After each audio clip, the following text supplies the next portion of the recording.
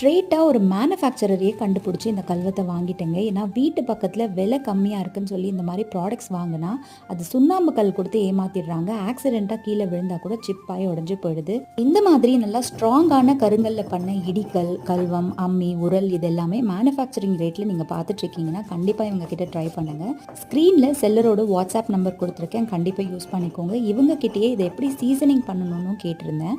இவங்க first try பச்சரிசியை நல்லா நுணுக்கிட்டு கம்ப்ளீட்டாக க்ளீன் பண்ணி எடுத்துட்டு ஊற வச்ச பச்சரிசியை எல்லா இடத்துலையும் படுற மாதிரி கிரைண்ட் பண்ணிட்டு அந்த அரிசியாலேயே மொழுகி க்ளீன் பண்ணிட்டு ஓவர் நைட் கஞ்சி தண்ணியில் சோக் பண்ண சொல்கிறாங்க. மறுநாள் நல்லா க்ளீன் பண்ணிட்டு கொஞ்சமாக விளக்கெண்ணெய் தடவி நார்மலாக யூஸ் பண்ணிக்கலாம் அப்படின்னு சொல்கிறாங்க. நான் வாங்கியிருக்க கல்வமோட சைஸ் பார்த்தீங்கன்னா 12 இன்ச்சஸ் பக்கம் வருது. இது மோர் தென் 4 kgs வெயிட் இருந்தது. ஸோ அதனால் டிரான்ஸ்போர்ட்டில் தான் எனக்கு இந்த கல்வத்தை அனுப்பிச்சிருந்தாங்க.